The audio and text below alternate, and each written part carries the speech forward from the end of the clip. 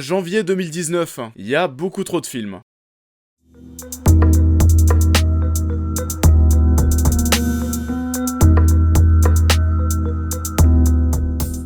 Bonjour à tous, nouvelle critique x3 où cette fois-ci nous allons parler de Glass, de Colette et de Black Mirror Bandersnatch. Oui, j'ai un petit peu de retard avec Netflix mais je suis en train de tout rattraper. Et il y a eu malheureusement une morte cette semaine. Et la voilà. Donc voilà ce petit chardonnay de 2017 qui a réussi à combler ma frustration. Ça spoil un petit peu la vidéo mais ouais c'est une semaine qui a été très frustrante. Et on va commencer par quoi? On va commencer Black Mirror Bandersnatch. Pas de présentation des acteurs, de l'intrigue etc. En soi ce qui m'intéressait vraiment c'est 7 épisodes interactifs. Revenir sur l'interactivité du truc. Bon, je vais pas faire le mec étonné, j'imaginais bien que ça n'allait pas être ultra poussé. Et en effet, ça ne l'est pas, et c'est même très frustrant parfois. Je crois que ça fait déjà 3 ou 4 fois que j'ai dit frustrant. Déjà oui, ce qu'il faut savoir en premier, c'est que c'est pas forcément un épisode ou un film, voyez ça comme vous voulez. C'est pas un film ou un épisode qui est ultra révolutionnaire. Pour ceux qui n'ont pas suivi le concept, Black Mirror Bandersnatch est une œuvre interactive où le spectateur va choisir quels seront les faits et gestes du héros lors de certaines situations. En gros, à chaque fois, on a le choix entre deux réponses. Et vos choix vont avoir un impact sur le scénario, vous allez prendre des directions que d'autres personnes ne vont pas forcément prendre. En fait, c'est vous qui allez vous créer votre propre histoire. C'est tout nouveau dans ce format, et là où je disais tout à l'heure que c'était pas révolutionnaire, c'est parce que dans le jeu vidéo, ça existe déjà depuis pas mal de temps. Et le jeu vidéo est un exemple parmi tant d'autres. Nous avons même des studios comme Quantic Dream qui sont spécialisés dans les jeux vidéo scénaristiques, où le joueur va de même faire des choix quant aux réactions des protagonistes. Et là pour le coup, surtout dans les dernières productions, c'est plutôt bien fait. Après, c'est un petit peu parti en couille. Aujourd'hui, on a même des jeux comme FIFA qui le font aussi. D'ailleurs, je vous invite à aller voir les vidéos de Skinra si vous aimez FIFA. Vous verrez, en gros, il a une série qui s'appelle Je pourris la vie d'Alex Hunter. Et son but, en gros, à chaque fois, c'est de faire les pires choix dans les conversations, de prendre des cartons rouges à chaque match. En gros, il pourrit la vie du héros et ça lui permet de découvrir les limites du système. Et on voit bien que c'est bullshit la plus grande majorité du temps. Alors, Bandersnatch, là où je dis que ça a été frustrant et ce qui m'a fait chier, c'est surtout qu'il y a un connard qui s'est dit que ça serait bien de mettre des états de game over. Et du coup, bah quand tu perds, tu repars 5 minutes en arrière. Du coup, ce qui se passe, et c'est là où c'est frustrant, c'est que lorsque tu te trompes, et bah tu vas te retaper ce que t'as déjà fait. Et ça m'est même arrivé un moment de me tromper 2 fois, donc j'ai dû refaire pendant plus de 10 minutes la même chose. Et donc voilà, cet effet de refaire les choses que t'as déjà faites, que t'as déjà vues,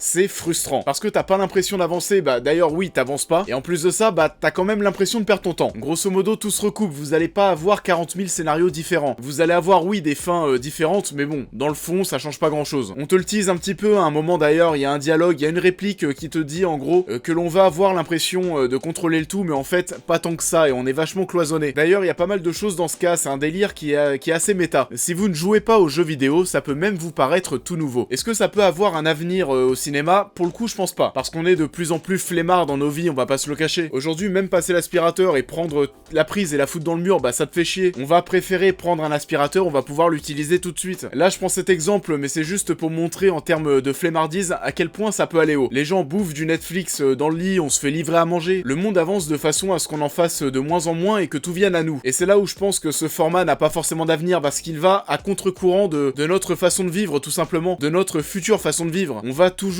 préférer rester passif devant quelque chose plutôt que d'être actif et devoir en plus appuyer toutes les 5 minutes sur un bouton pour faire un choix. Donc voilà, ce qui reste surtout de Bandersnatch, c'est que c'est un test. Je pense pas que ça puisse avoir un avenir, mais j'attends de voir ça dans un contexte vachement plus moins brouillon. Donc voilà, c'est sur Netflix, allez jeter un œil et dites-moi en commentaire ce que vous en avez pensé. Un petit mot sur Colette avant de passer à Glass. Colette est un film réalisé par Wash Westmoreland et met en scène Keira Knightley et Dominic West. L'intrigue débute en 1893 où Colette épouse Willy. Sachant repérer les talents de quiconque, Willy autorise Colette à écrire, ce qui nous offrira une série de romans à succès, les Claudines. En gros, c'est pas dingue, c'est très plat parfois, mais c'est pas un mauvais film. C'est étonnant déjà dans un premier temps de voir un personnage français adapté par des Anglais et des Américains. Ça peut offrir d'ailleurs des scènes assez cheloues, on va avoir des scènes où on va voir Keira Knightley qui va être en train d'écrire, et au moment où elle écrit, on entend en voix off ce qu'elle est en train d'écrire. Je me répète un peu. Du coup, sa voix est en anglais et les mots qu'on est en train de voir s'écrire à l'écran sont en français. Nous nous retrouvons une nouvelle fois dans un Paris ancien. La 3e fois depuis un mois, après l'empereur de Paris et Edmond. Même si bon, là pour le coup, on est très peu en extérieur. Le principal reproche que je fais au film, on va finir par appeler ça le syndrome bohémien, mais il y a pareil, constamment des sauts dans le temps qui n'ont pas de sens. Pareil que pour Bohémian, on va avoir Colette qui est hétéro, puis on va avoir une ellipse d'un an, on va avancer d'un an, et Colette est devenue bisexuelle. Et du coup, bah pour le traitement et le développement des personnages, c'est toujours aussi chelou. On se cache beaucoup derrière derrière ces ellipses et il y a toujours des trucs qui tombent un peu du ciel. Pareil, le succès des livres Claudine, tu le vois pas vraiment, c'est comme Bohemian avec les premières musiques. On te dit que ça a cartonné, que ce soit les livres de Claudine ou les musiques de Bohemian, mais à aucun moment, visuellement, on te montre que ça a marché. Tu vois pas vraiment l'impact de ces œuvres sur les gens. Du coup, ouais, on a un petit peu de mal à comprendre à chaque fois le succès instantané des personnages. Par contre, les relations entre les personnages et les jeux d'acteurs sont excellents, et surtout Dominic West qui est vraiment très bon. On est dans une relation de couple assez chelou qui peut rappeler un petit peu Phantom Thread, même si c'est pas bien sûr aussi poussé. Phantom Thread se basait vraiment là-dessus. Il se basait vraiment sur l'histoire de ces deux personnages principaux. Mais ça m'y faisait un petit peu penser parfois. On a une scène où Dominic West va carrément enfermer Claudette dans une salle, dans une pièce pour la forcer à écrire. Donc ouais, on a 2-3 trucs qui sont assez glauques. Mais sinon, globalement, c'est très plat. Il y a des ellipses de temps à droite à gauche. On avance d'1 an, 2 ans, 3 ans d'un coup. Donc oui, je disais, pour la cohérence et le développement des personnages, c'est un petit peu chelou. Si le personnage de Colette vous intéresse, allez-y, en soi, c'est pas un mauvais film. Et bon, j'espère que vous irez le voir bien reposé, que vous ne finissez pas comme le monsieur qui a fini par dormir tout simplement à côté de moi au bout de 30 minutes. Bon, vous attendez certainement ça, on passe à Glass. Glass est le nouveau film de Night Shyamalan, concluant cette trilogie amorcée avec Incassable en 2000. Et le film est tout naturellement porté par l'intégralité des héros de la saga. Peu de temps après les événements de Split, David Dunn, l'homme incassable, est à la recherche de Kevin Crumb, capable d'endosser plusieurs personnalités différentes. De son côté, Elijah Prince, souffrant toujours du syndrome des os de verre, suscite de nouveau un intérêt envers ces deux hommes. Et que c'est long. C'est toujours, oui, subjectif, l'ennui au cinéma. Et en soi, j'ai pas des énormes choses contre le film, je comprends ce qui a voulu être fait. Mais la première chose qui me vient à l'esprit, c'est que tout est tiré en longueur. Alors, premier truc qui m'a étonné, mais avant d'aller voir le film, j'avais vu que le distributeur était Disney. Et puis au cinéma, c'est le logo d'Universal qui est mis en place. Du coup, je me suis demandé, mais c'est quoi la couille dans le pâté? Et j'ai fait mes 2-3 petites recherches que je vais vous partager. Vous allez peut-être découvrir ça avec moi. Mais en gros, Incassable a été distribué par Disney et Split par Universal. Du coup, les deux studios aujourd'hui ont un peu chacun leur moitié de la licence et ils ont dû faire équipe pour Glass. Et d'ailleurs, une anecdote, l'apparition de Bruce Willis à la fin de Split, étant donné que c'est un personnage Disney du coup et que Split a été distribué par Universal, et il a fallu que Universal demande les droits du personnage à Disney, qu'ils ont laissé gratuitement à Universal. C'était le petit geste sympa de la part de Disney. D'ailleurs, j'avais un petit peu fini sur le cul à la fin de Split, on s'attendait pas forcément à ça. Donc on est de retour 2 ans plus tard après Split, et j'en attendais pas grand chose. Incassable, j'aime bien. Par contre, Split, c'est un petit peu mon Bohemian de 2017, c'est le film un petit peu surcoté. Moins que Bohemian, mais quand même. Donc voilà, Glass, j'en attendais pas forcément des masses, et du coup, c'est cool parce que je suis pas du tout déçu. J'en attendais pas grand chose, et vu que le résultat est assez mitigé, je m'en fous. Alors concernant les choses positives, James McAvoy bien sûr. Le mec joue beaucoup plus de personnalité dans ce film, il passe vraiment d'une personnalité à une autre dans les mêmes scènes. Que ce soit les changements de langue, de voix, de gestuelle, d'intonation, tout est assez dingue. Le plus dur dans tout ça, et moi ce qui m'étonne beaucoup, c'est de réussir à réinterpréter un personnage que t'as interprété en début de film par exemple, enfin,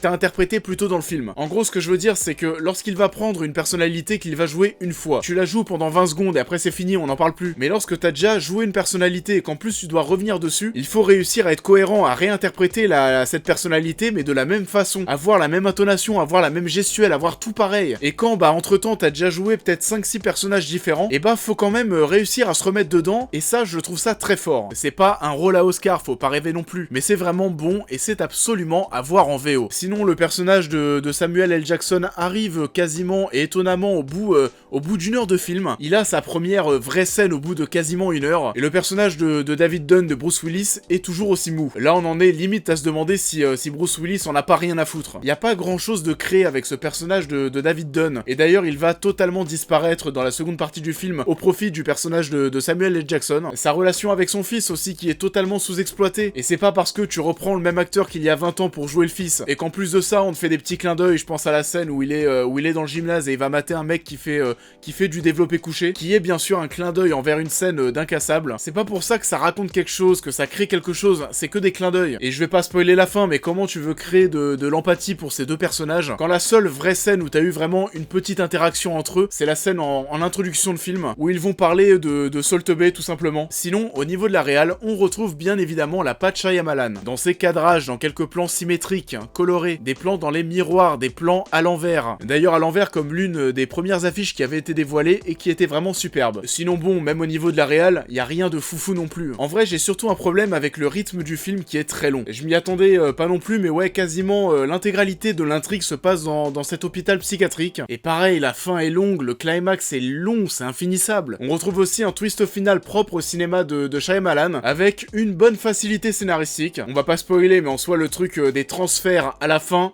Non, ça tombe pareil totalement du ciel. C'est marrant, oui, parce que c'est un film qui est à contre-courant des films de super-héros habituels. C'est pas un film à gros budget, il y a seulement 20 millions de dollars. Et on voit bien que le résultat final est plus totalement en accord avec notre époque. Là, on est sur quelque chose de bien plus terre-à-terre. Je vois bien le parallèle avec tous les films de super-héros actuels. Et d'ailleurs, Shyamalan met beaucoup de lui, beaucoup de ses pensées dans ses personnages, dans les répliques. Alors attention, j'attends pas d'un Glass un truc du style Avengers. Mais il y a quand même un décalage à noter. De manière inconsciente, mais on est plus ou moins calibré aujourd'hui à attendre autre chose de Glass. Par rapport à tout ce qu'on bouffe depuis 20 ans, et se retrouver devant Glass, ça fait un peu bizarre. C'est peut-être aussi pour ça que ça tire en longueur au niveau des dialogues, il n'y avait pas forcément le budget pour avoir de grosses scènes d'action, etc. Ça se voit totalement dans le combat final, mais qui reste cohérent avec l'univers. Et sinon ouais, j'aime bien le thème du film, concernant le fait de casser le mythe des super-héros, qui est jugé classique aujourd'hui, qui est totalement en accord avec le décalage du film avec notre époque. Là justement, on n'essaie pas de faire comme les autres, et on est même en train de dénoncer le classicisme des films de super-héros. On remet en cause la place des super-héros dans notre monde, qui est un thème que j'adore, que ce soit dans BVS ou dans X-Men avec les mutants, mais aussi en s'écartant du cinéma avec Deus Ex, où on va justement voir si les humains et les humains augmentés peuvent cohabiter ensemble. J'attends tellement un nouveau Deus Ex. C'est toujours des sujets intéressants dans le sens où on peut se projeter, se mettre à la place de ces personnages, se demander si nous aussi on accepterait de vivre avec des êtres supérieurs. Sinon on a encore une histoire de corporation secrète et chelou, qui pour le coup, là, c'est pas la première fois qu'on voit ça, mais en soi, le film joue beaucoup avec ça dans le sens où il va suivre les grandes lignes d'un comic book. Du coup, en termes d'ambiance, on s'écarte un petit peu des films de super-héros actuels, mais en termes de scénario et d'étapes, on va retrouver les clichés du genre. Il y a des choses dans Glass qui sont intéressantes. Et si vous passez au-dessus de l'ennui profond que peut provoquer le film, vous passerez peut-être un bon moment. En fait, ce qui m'a vraiment saoulé, c'est que le film est long, et peut-être un peu trop nombriliste parfois. C'est pas un film que je n'aime pas, c'est un film devant lequel j'ai pris aucun plaisir, sauf peut-être les scènes avec McAvoy. Et c'est un sujet que j'aime beaucoup en plus, mais